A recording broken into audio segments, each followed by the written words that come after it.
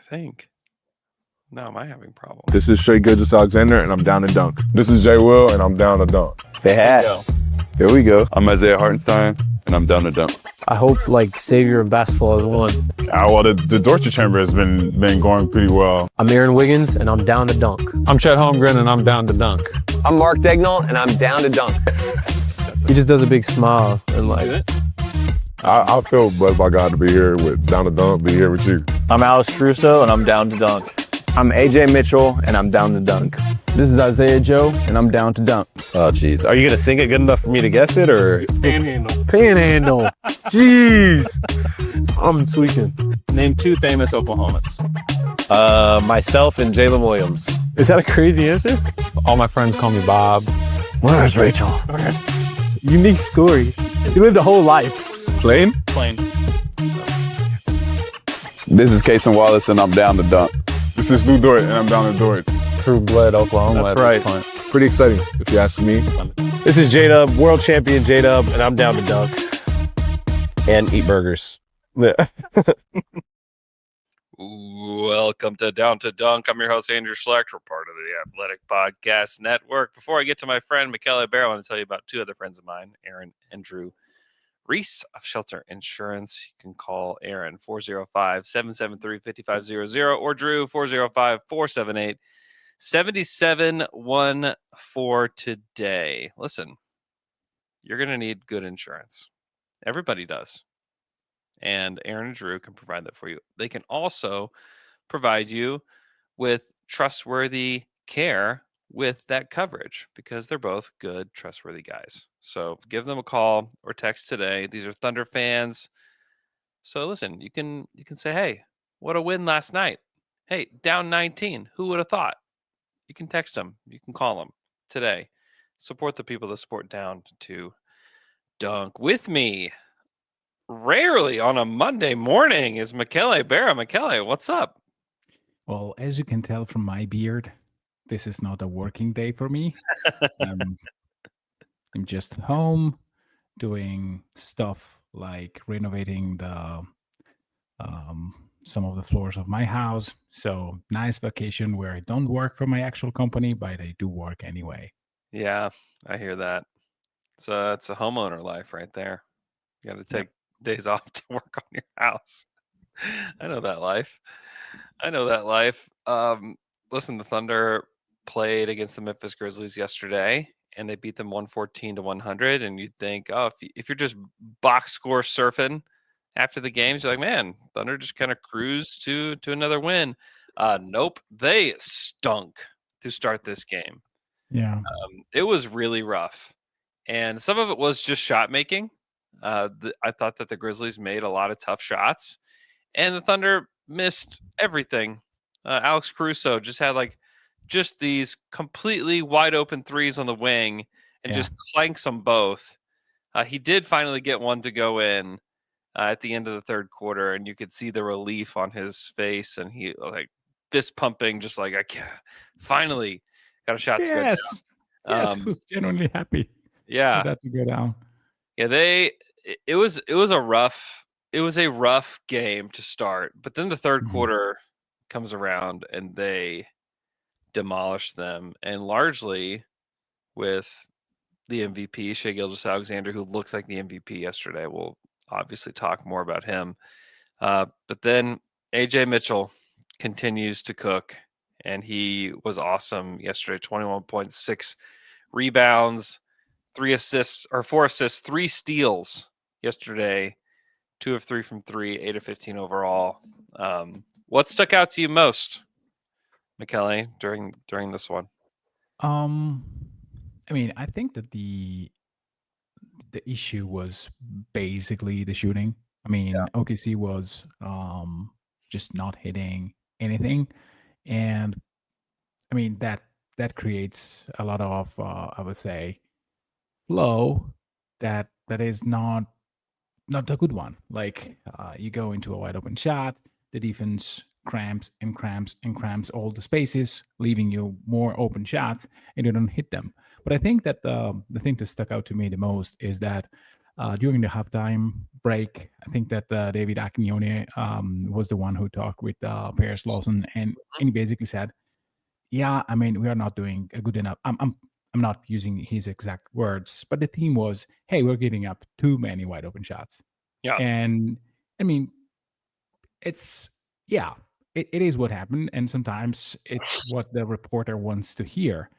A different story is getting into the second half of the game and correcting that completely, where Memphis now is still hitting some of the shots, but they had very, very few wide open looks, very Yeah. good in rhythm looks, which were basically all the time. They're getting those all the times in the first 2 quarters. So they really corrected that. And then the second most surprising thing is just AJ Mitchell doing things. I mean, I love every part of his game. The fact that he can hit you with the midi, he can hesitate, he can just charge like a ball. I mean, he is a very, very complete player. And I mean, he stays on the court because of his offense, sure.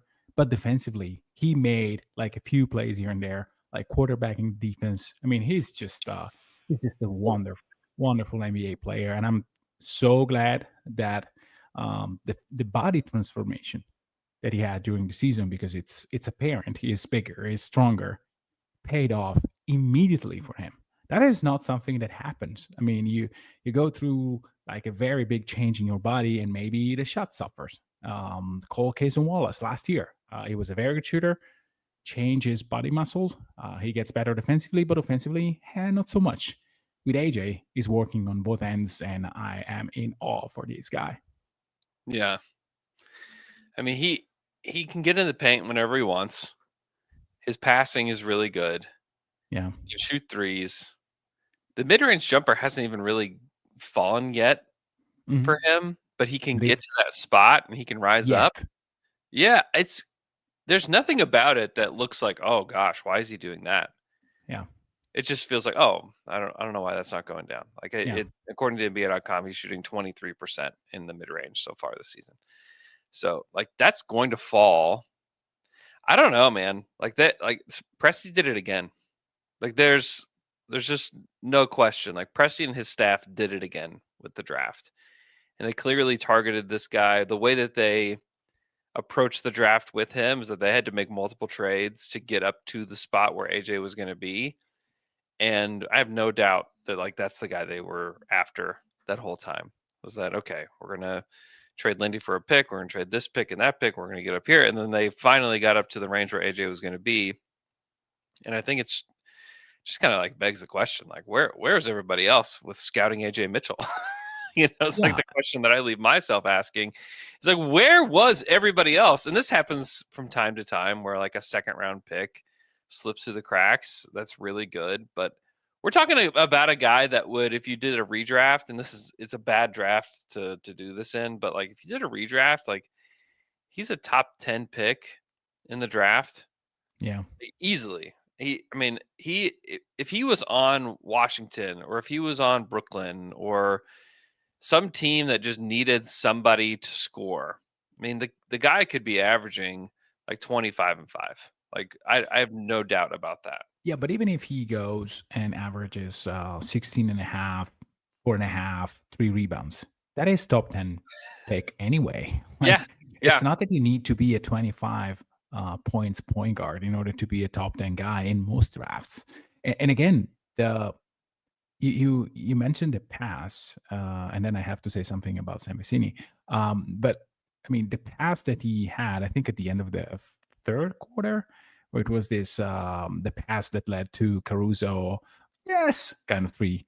That was he could have taken the shot. It was semi-open. I mean, it was one of the shots that NBA.com qualifies as open because the closest defender was still recovering to him, and Ja Morant was. So you could have pump fake it and then just drive at Morant. Instead, he made a pass, not looking before the ball touches his hand to Caruso, and then when the ball touches his hand, immediately darts one to Caruso, which is, by the way, wide open. Morant had no hesitation going towards Mitchell because he was really in a position where, yes, he's he's loading to take a shot, and instead he passed out to Caruso.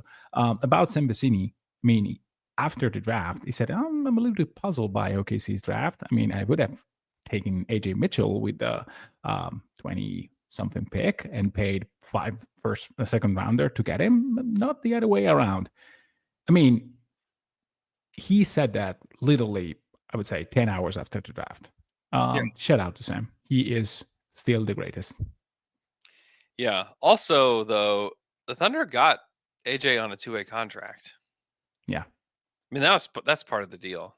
It's like, yeah, I mean, it's all just based on like intel that they get in the draft. You know, like I think that they probably got word that AJ would be available at that spot.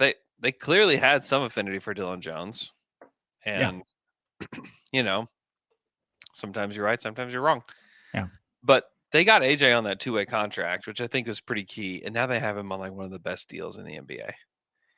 Yeah, and so I don't know, like they did a pretty incredible job. Yeah, one can dream now.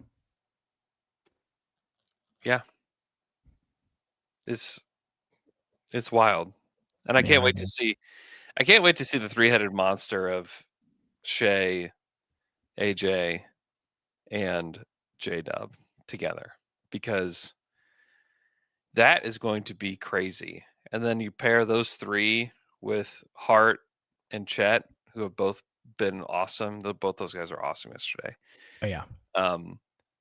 I don't know what you do, because everyone can pass, everyone can score, everyone can do a little bit of everything. And AJ's defense has been good enough. Now that lineup is kind of, it's not all offense, obviously, but you're basically taking out all of your like bulldog defenders from that group, and Caruso, Dort, and Kaysen. But man, the Thunder have an outrageously crazy amount of options when they're fully healthy, and they do right now, even whenever guys are hurt. I mean, Aaron Wiggins has had an incredible start to the season. He's out with that abductor strain, and they need him to sometimes stabilize the offense. But you know, AJ has kind of stepped in and filled that role as well. So yeah, we got to talk about iHeart and what he's been like these past couple games. Yeah, he's been just fantastic. Like just whatever, man. He can do anything. I mean, when he went for 33, I said, well, now I want him to take like 3 threes in the last 3 possessions just to see if there is magic in it or not. I'm sad that he didn't. Something about AJ and iHeart and also Chet that is really, really interesting to me is that the second unit now is pretty standard in terms of the minutes that they get. Yeah. It's Caruso, AJ, one shooter, which can be Aaron Wiggins or Joe or even Wallace sometimes, and then Chet and Hart. I wonder. First of all, I love that lineup. It works. So yeah, it clearly works. It works. Fantastic. Great. I really wonder if this unlocks something that was not possible up until now, up until AJ demonstrated he can really be in charge of the offense. Yeah. If you can pair more J-Dub and Shea, where you basically have this second part of the first quarter where you have J-Dub and Shea plus all shooting around. And I really wonder, how can you guard that? Yeah. Like with your second string guys, how can you guard? Or late in the third, how can you guard this team? And this to me is so strategic, because on the one hand, you are practicing iHeart and Chet chemistry, which, by the way, is working. It's working so well. Yeah. And on the other end, you pair Shea with Dub, and they are practicing their 2-man game. So if this is something that is sustainable, I mean, I really want to see that, because it's so interesting that the lineup with Chet and Hart plus Mitchell is working. And if that works, then this unlocks something amazing for the Thunder. Yeah. I don't know, man. Like they've put together an incredible team, and just having this dynamic creator off the bench, something they didn't have. They won the title without somebody like that. Now that they have that, and you have another guy who is recovering in Topic as well. I just don't think you can have too many guys that can handle the rock. Yeah. And I think like they are putting together a team that was already special. They won the title. Yeah. They won a championship here in Oklahoma City. And yet, like, they are continuing to build on, what they've done. They're not satisfied. Yeah. And like the team is so blessed to be led by Shea, because the guy is clear, like he's not selfish while he takes a lot of shots and commands the team. Like he's not a selfish player. He leaves room for others' improvement, and he leads the way with like defensive effort. Like I just wonder, is AJ necessarily like this awesome of a defender at this point in his career without like the leadership of Shea? Like I just wonder that, like if he was on a team where like Jordan Poole was getting all of like the minutes, is he necessarily like this level of defender? I don't know. Maybe he is. Maybe No, AJ. the answer is no. Culture does a lot. Yeah, I just think that leadership, especially from the lead guard position, where it's like, hey, like this is, you want to watch and work with the best player at his position. Here he is, and here are all the things he does. Here are the things that he sacrifices. Here's the way that he works. I think that's got to be like incredibly motivating for a guy like AJ, because like that's the guy he's watching film with. That's the guy that he's working under. That's who's going against in practice a lot. I just think it's very cool. It's a very cool opportunity for AJ to develop. And when you can, this is like the beauty of, if you can hop on a moving train, that's like the terminology that I've heard a lot of Thunder people use, is like hop on this moving train that is this championship team. Like it can expedite your development like crazy if you're able to hop on and keep up. There's obviously guys that won't be able to. That's just a part of it. Like Oos has not been able to, and like that just is what it is. But AJ's been able to get on the moving train, and because of that, his development is like sped up, like you're listening to a podcast at like double speed. Like it is wild what he's been able to accomplish, and a lot of it is like the environment is so perfect for a guy like AJ right now. And it is just expediting everything about what he can do. It's very cool to watch. And I wonder if Topic can have a similar experience. I think it's going to be harder to come by like big time minutes, but I do think like Topic thinks the game at a high level. And I think like he's a guy that I think can hop on a moving train as well. Like, what does that do for his development? Like, I just think it's a really interesting and cool opportunity, because a lot of the guys can't do that. I think we saw guys, the Warriors are another example of this. There are a lot of guys that could not get on the same level of those guys. They just couldn't do it. James Wiseman, like, never got there with them. Never figured out how to play with them. Nor anywhere else. But True. Yeah, and I remember us discussing Weissman, and we were both into the idea of getting into the Warrior system, because we believed that was one of the systems that could have been beneficial to him if he were to, let's say, fit into that. And he didn't. It's astonishing that OKC has 11 real guys, like real guys that can start basically. Well, not every. I mean, Jay Will, I don't think that he's a starter in most teams. He's Wiggs like a and backup Joe, big for almost every team. Yeah, he is. Joe and Wiggs, same. They are not. Well, maybe in some team they could start. Gary Trent is starting, so I mean, Joe and Wiggs are probably on the same level, if not better. So I mean, OKC has at least 10 starters or potential starters, which is insane. It's really insane. And you feel that whatever you're watching, it's not a team that has players that are not, I would say, that are dissatisfied with the product. Yeah. So that is to me astonishing. Even if Shea takes maybe a few bad shots, I mean, I think that there is some purpose behind it. I think that the off the dribble three is something that Shea is, I would say, using with a little bit too much freedom if you want to take a good shot in a good moment in a game. Most of those are not great shots. I do think that Shea, in order to unlock the best version of himself in the playoffs, has to keep the defense on his toes. And in order to do that, the step back three is something that he has to work on.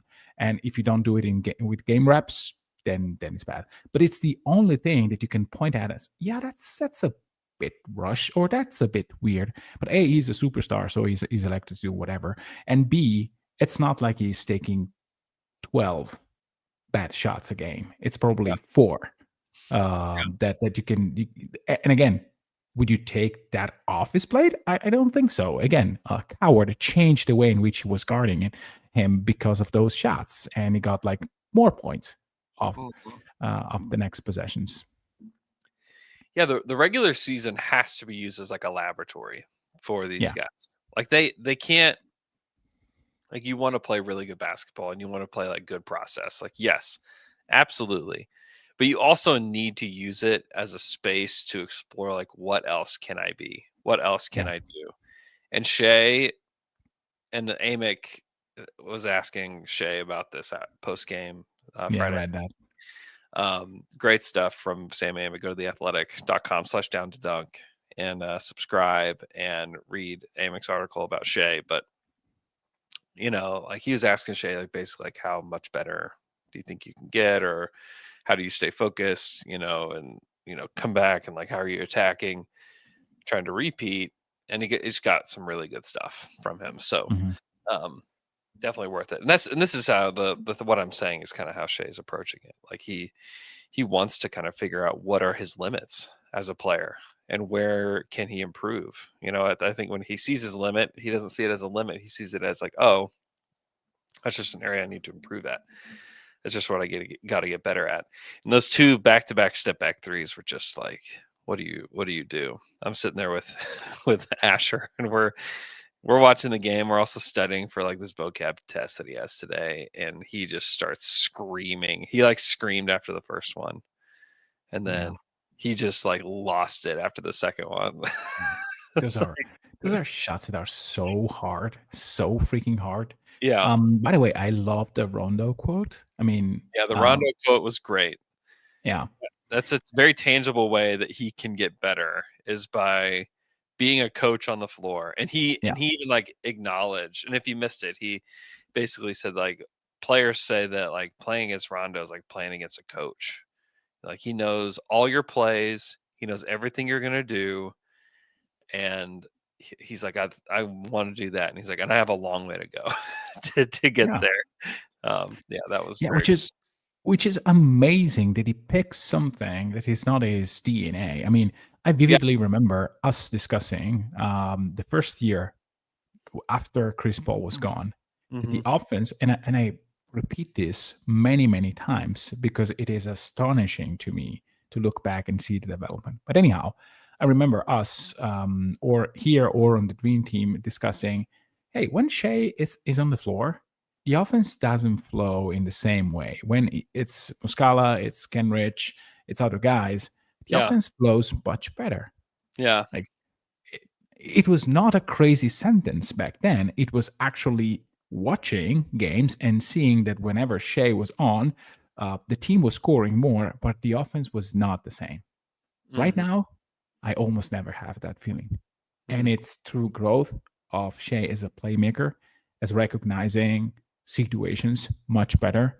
I mean, the pass to AJ in the corner was made, I think, by Shea, and then the pinpoint went to Caruso afterwards.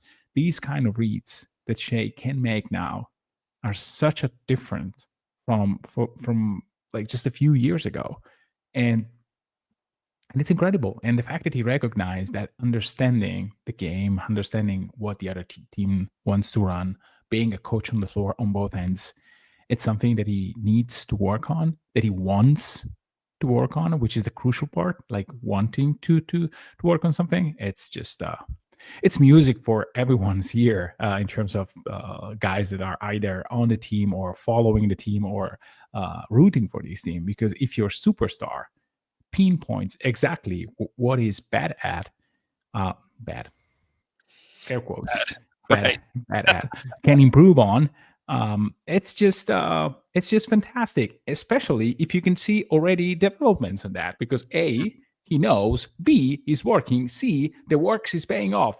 So it's just fantastic. Yeah. I was looking at 2-man lineups, and specifically I was looking for the Chet iHeart pairing. And according to NBA.com, they're a plus 24.3 so far this season. So they are kicking yeah, right now. 101 defensive rating, which would be number 1 in the league by a mile, which the Thunder are number 1 in the league by a mile at a 104. And those two on the court together are 101. And the defense, or the offense, I'm sorry, is 125.5. Yeah, that is unexpected. I thought that with training camp and with like a summer they could improve, but the 2-man game between them is fantastic. And the fact that Chet is starting to take different shots, he's letting the 3-ball fly. That is something that we all expected. But these middies that he's taking, one-legged middies, and the fact that they screen for each other off ball in order to get someone paired with a smaller player, that is just these are just great stuff. Like, I know that they will face much better competition in the next 2 weeks, and so we will get a better picture. But like, Memphis is not a horrible team. They have good defenders. Wells played well defensively. JJJ is a good defender, and they just at a certain point they said, oh, "Okay, we're gonna destroy you." They just do. Yeah, and Hart is meaner this season. He's so physical, so imposing. I love this. I really love this. It's just hey, I will be better than last year. I will just destroy you, and he does that. That's just fantastic. He looked like Shaq against the Kings. Yeah, I mean, the guy had 33 points, 19 boards, 3 assists, 1 steal, 3 blocks. He was 14 of 17 from the field. This is what was not like Shaq. He was 5 of 6 from the free throw line. poor Eubanks. He was dominant. Like, yeah, he's playing against Drew Eubanks. But listen, if you're playing against Drew Eubanks, go kill him. Yeah, like, go destroy him. The floater's falling. He's dunking everything. I mean, I think he had just 1 shot outside of the paint the whole time. They just absolutely dominated that team. That was an incredible performance. And on a cup night, respect the cup. They got the cup victory. So it's very exciting. That was really fun. It was really fun watching him. Like, there was stuff off the dribble on Eubanks where like he pump faked and like drove to the rim. I mean, a lot of it wasn't just like, hey, let's just dump it down to iHeart. It was like, hey, he's on the move. He's dribbling through the lane. He's finding his spot. I think that some of it is because like we haven't gotten to see like iHeart, fully throughout his career. You kind of think like, oh, he's probably just a finished product. Like, he's just like a starting level center. He's, he just is what he is. But he's still a developing player. I know for a fact that like there's a desire on his part to become a much better player, and he has and to finally hit 40% of his threes. I think there's a desire for that to be a part of it too. I do. It helps when you're playing the Kings, who were, discombobulated would be like the nicest word I could use for them defensively. Like, a lot of it was just like, hey, iHeart, let's get behind the defense, or let's run a quick screen and roll with Caruso and iHeart. Like, can we run one simple action and we just find this guy? Or he's just like, I'm just going to run. I'll run. No one else is running. Precious Achua, the big sneeze, he ain't running. Yeah. One thing that's running is his nose. I mean, come on. It's just it was wild watching him just outwork every single king that whole night. And it completely paid off. I mean, he was Yeah, spectacular. not terribly surprising. The Kings are kind of a bit of a mess. I mean, it's sad for Doug Christie, but I mean that team is really checked out in so many ways. I really can't stand players just ball watching and just doing nothing to help their case. Yeah. I mean, I'm glad that the team that I'm following, it's not doing that. But to see like players that are completely uninterested of playing any sort of defense, that is bad. I mean, that is stuff that are calling for a change. But again, hey, by the way, we nailed the prediction 10-1. So this week we are not going to do this so that our record is better. I mean, it's a tough week. 10-1 is wild. It's wild. Yeah. Yeah, I mean, this is an awesome week of basketball. This is an awesome week of basketball for OKC. Let's actually take a break, and then we will talk about really just an awesome back-to-back, and then they play the Hornets. But we'll talk about that back-to-back right after this quick break.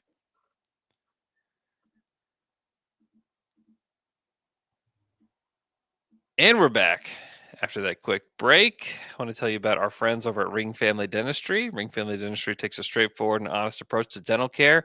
Doctors Phil and Brandon Ring believe in keeping what's healthy, fixing what's not, and only replacing what truly needs it. No pressure, no upselling, just clear explanations, thoughtful recommendations, and decisions that are always up to you.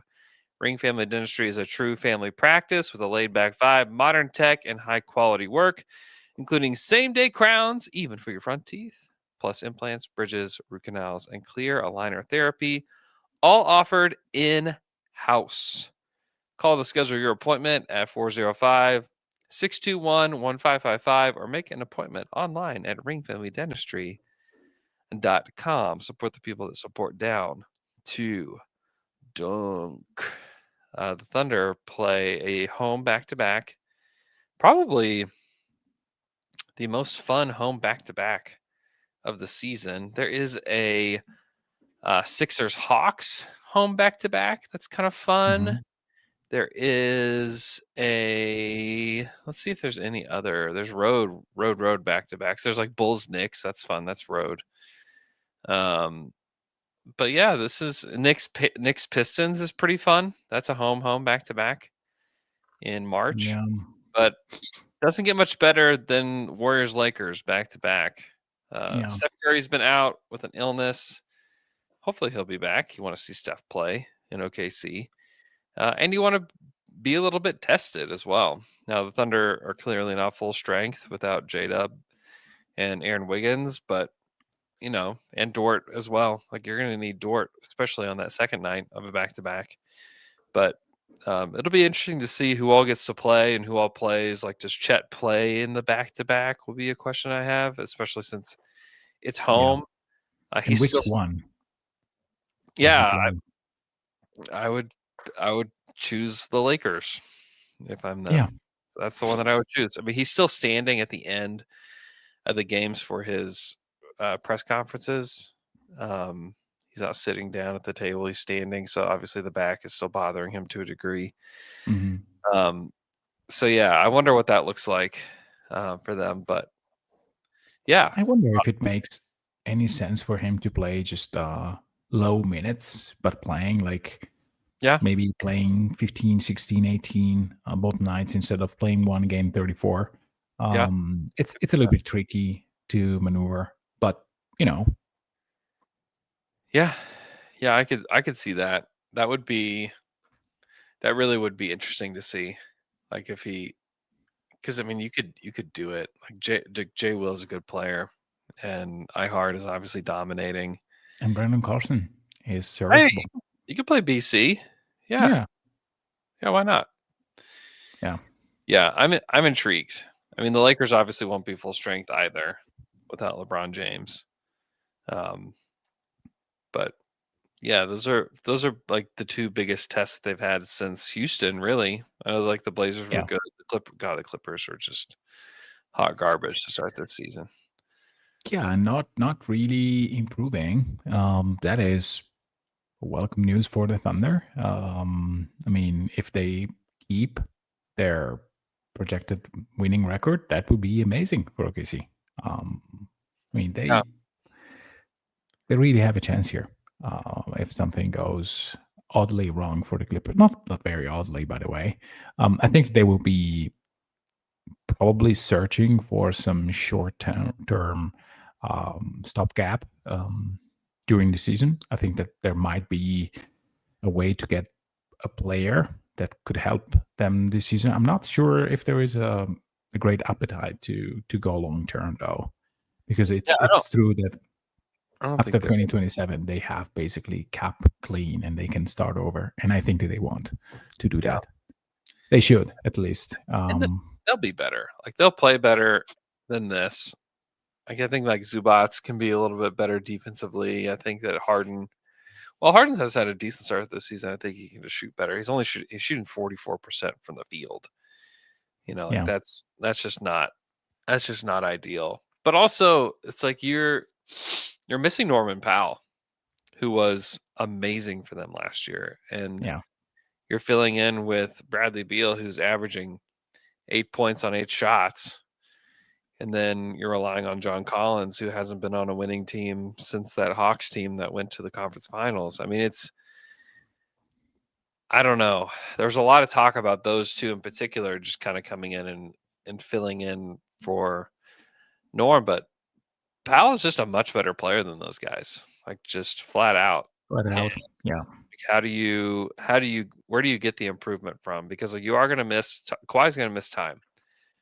Like that's just of the bottom line. Like he's going to miss time, and it's like, how do you fill in for him when he's gone, and then just the absence of Norman Powell? I don't know. I mean, I'm interested. I think they'll be better than this. They're 3-6 right now. They lost 2 games in a row to the Suns. It's weird, you know. To lose 1 game to the Suns is like whatever. It's the regular season, but to lose back-to-back games to the Suns is odd at best. The Suns are, I mean, I watched very little. I watched a little bit of preseason and glimpses of games.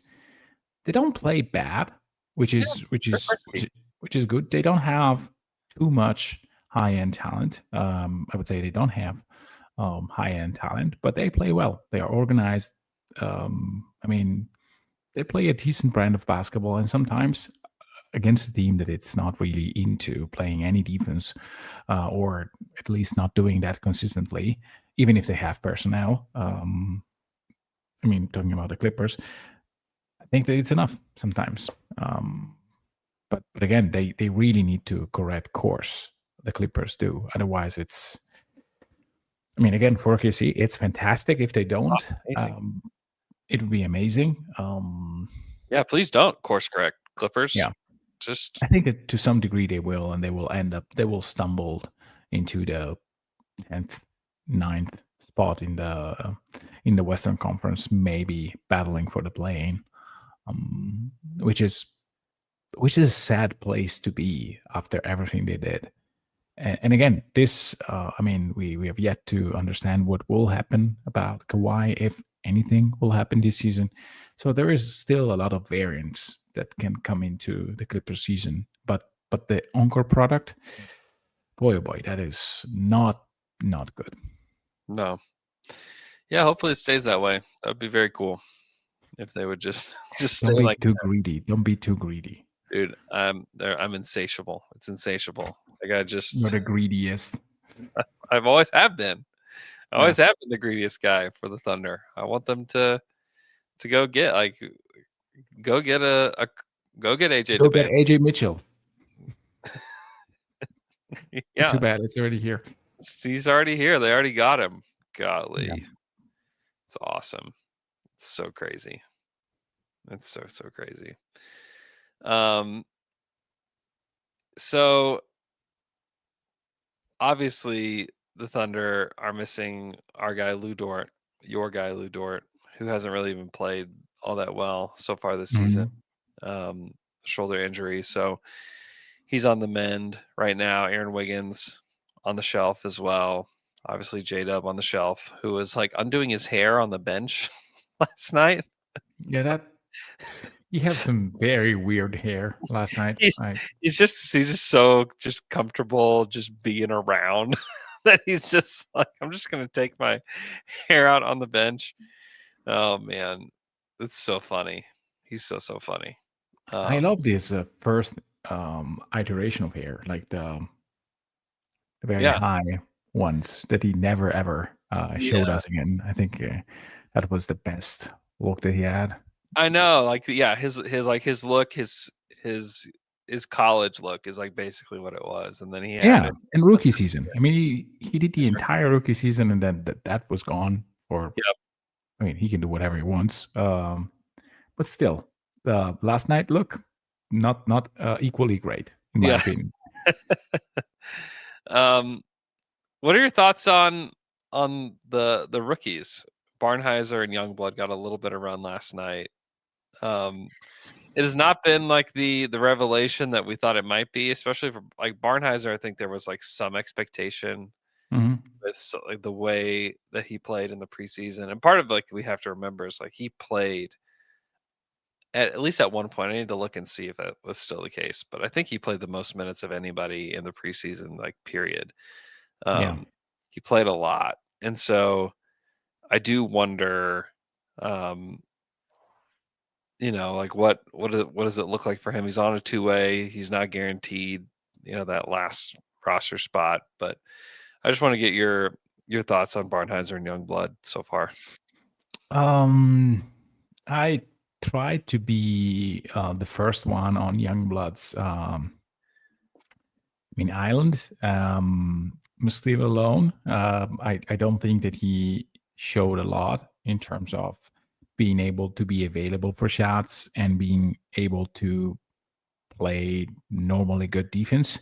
Barnhizer, on the other hand, it's the complete opposite. I mean, defensively, he can give you something. He had 2-3 plays last night where he clearly was physical enough and in the right spot. But boy, offensively is not really. Right now, it's a bit too much for him. The NBA. I mean, he took 2.5 seconds, 2.5 Mississippis to load the shot, and was blocked. I mean, it's something that he can probably correct in due time. But right now, I don't see, and this was my main issue with Barnhizer, I don't see the way in which he can really manufacture offense enough to stay on the court. So it's not something that I see coming through. I would say over the next few months, maybe next year, maybe after a season of GD where he gets into the system, he works on his shot, then maybe. For Youngblood, again, I'm a little bit puzzled by the fact that he is not getting up shots. He is a decent movement shooter, at least in terms of creating space for his shot, and it's not really getting that. Maybe it's just pecking order. Maybe it's just adjusting to the defense, but to the NBA defense. But so far, I mean, it's. It doesn't look promising. It doesn't look like a year where, oh boy, OKC did it again. And Barnhizer is clearly the better one. Not the better two-way. I still think that Carlson is producing Carlson's more. Good. Yeah, Carlson is just good. He's a guy that should be on an NBA roster, period, and get like third big kind of minutes, which it's not the case, but it should be the case. Yeah. Carlson can play. Yeah, Youngblood is just small and like needs to develop like screen navigation technique on defense. Like you get one screen on Youngblood and he's done. You know, like he needs to like go to Lou Dort, Case and Wallace screen navigation school. Because it's not a guy that will die. Well, he actively search the screener in order to die there. Yeah, but it's still getting killed on the screens anyway.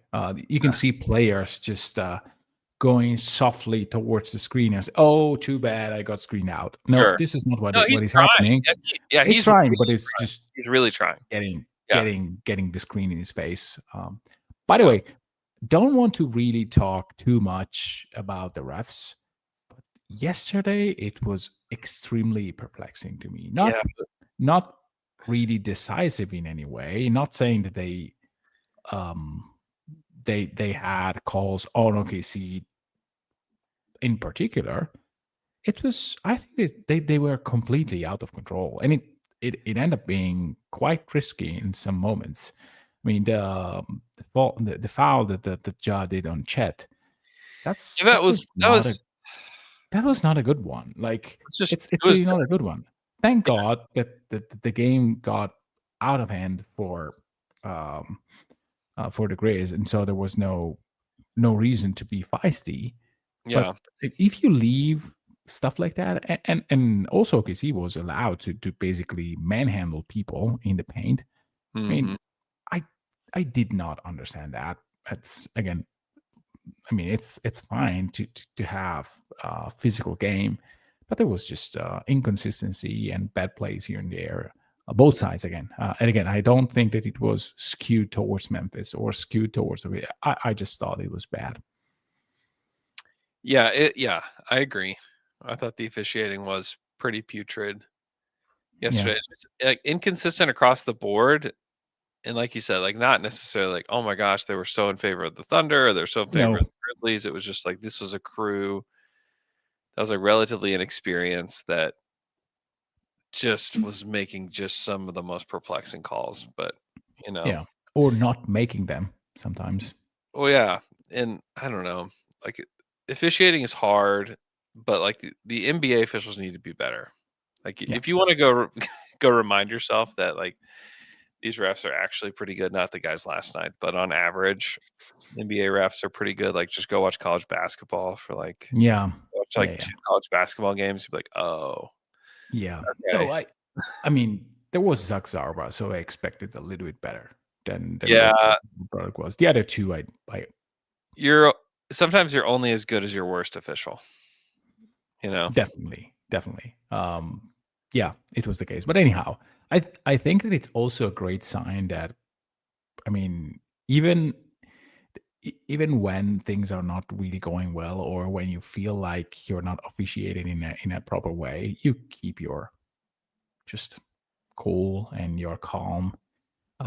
Hart almost lost it on a not when Mark did not challenge something. He was really not happy about it.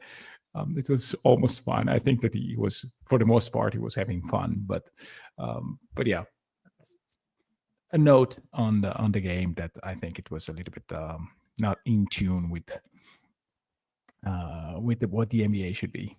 Yeah, which is okay. Like that's fine. Yeah, it's November. Who cares? Yeah, and like if it's affecting outcomes of games, then that's where it's like, okay, now we really have to talk about this. But it's like there's time for a lot of these guys to improve. Yeah.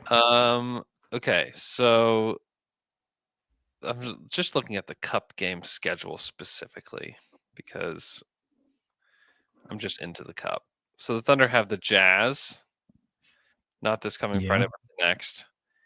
And then they have the week of Thanksgiving. They've got some Cup games. They have the Wolves on the Wednesday night before Thanksgiving, and then the Friday night in OKC, the week of Thanksgiving. So those are their 2 home Cup games, but kind of not back to back, but right one after another.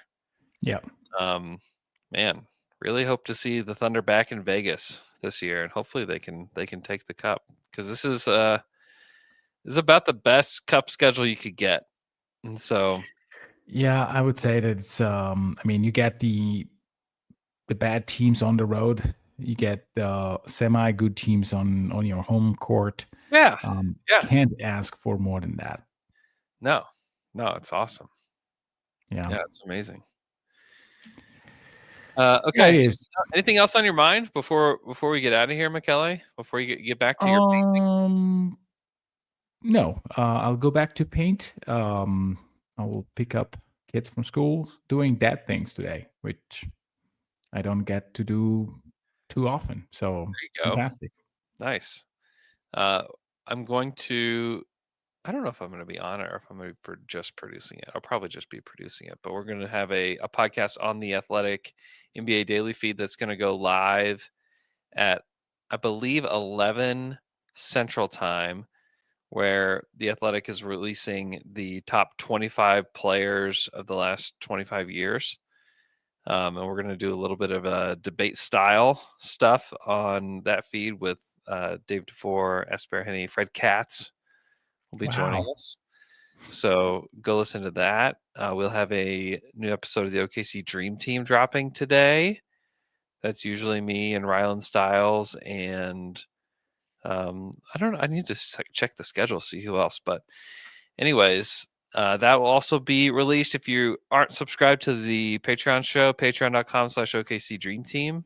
Would love for you guys to subscribe to that too if you're wanting extra content. It's like you get crossovers from if you're a Locked On Thunder listener and a Down to Dunk listener. It's basically like you get crossover of that plus a bunch of other people that are doing great work over there. So we also have a post-game show after every game over there. So go check that out. Regular pods this week. Wednesday with Al, Friday with the crew, hopefully with the whole crew on Friday. It's been a minute since we've had the L-Man on, so hopefully we'll get him back this week. All right. Look forward to potting about the Lakers and Warriors games. So I hope you guys have a great rest of your Monday, and we'll talk to you guys again on Wednesday. Until the dawn, until the dawn.